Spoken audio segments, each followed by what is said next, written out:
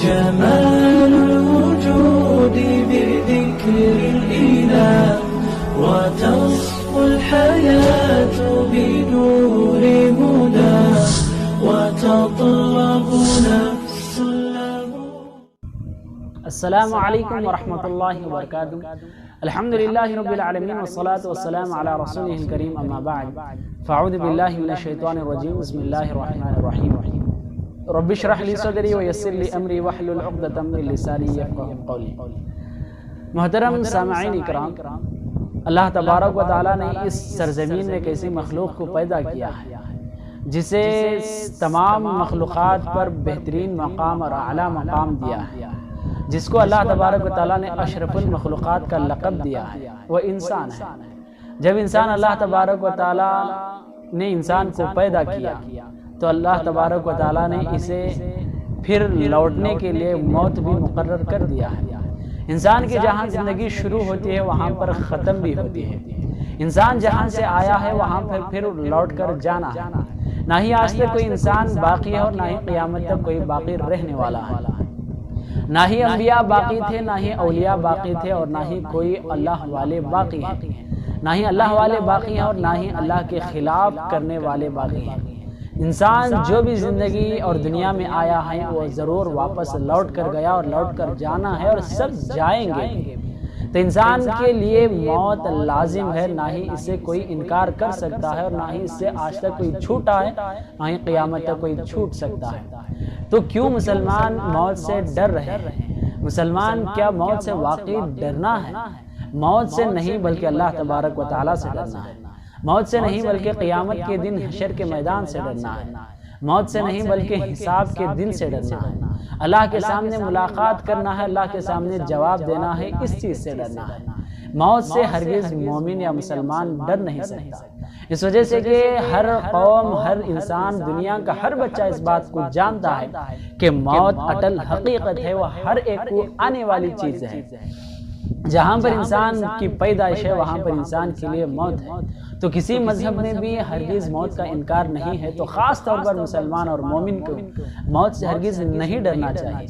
جیسا کہ ہمارے لیے کئی ایسے اللہ تبارک و تعالیٰ نے آیتیں نازل کیا اور احادیث کے ذریعے ہم کو بتا دیا کہ انسان کے لیے جو زندگی ہے وہ چند دنوں کی زندگی اور امتحان کی زندگی ہے.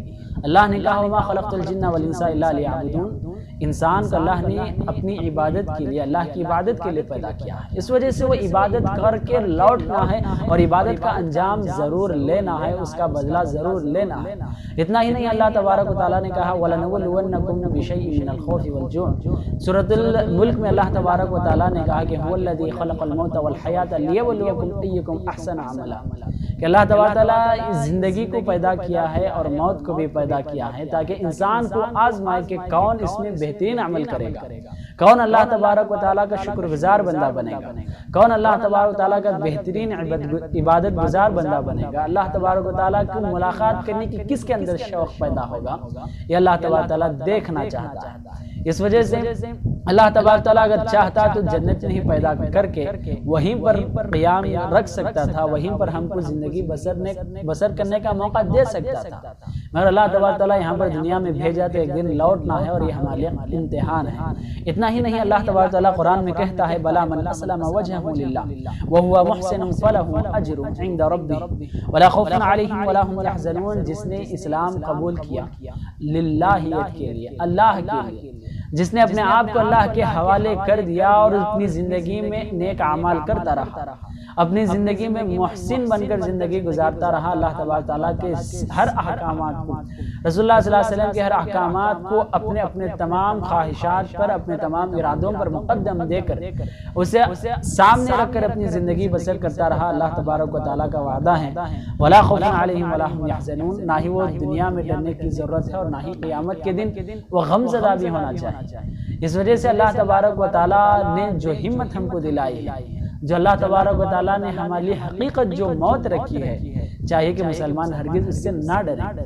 ایک دن یہاں پر آنی ہے اور ایک دن یہاں سے ضرور انسان کو جانی ہے. تو ہرگز کوئی موت سے انکار نہیں کر سکتا. اگر تم کتنا بھی علاج کر لیا کرو، کتنی ہی صحت کا لحاظ رکھ لیا کرو، موت کے لیے نہ ہی بیماری کی ضرورت ہے، نہ ہی موت کے لیے عمر کی ضرورت ہے. نہ ہی موت کے لیے کسی خاص مقام کی ضرورت ہے اور نہ ہی موت کے لیے کسی سبب یا کسی موقع کی ضرورت ہے۔ جب چاہے موت آ سکتی ہے۔ جس کی زندگی میں جس کی مقدر میں موت لکھی چکی ہے وہ ضرور آ کر ہی رہے گی۔ آپ شفا ہونے کے بعد، جو بیماری مبتلا کے بعد شفا ہو جائیں، علاج کرنے کے بعد آپ شفا ہو جائیں، تو ضرور اس کے بعد بھی موت آنے ہی والی ہے۔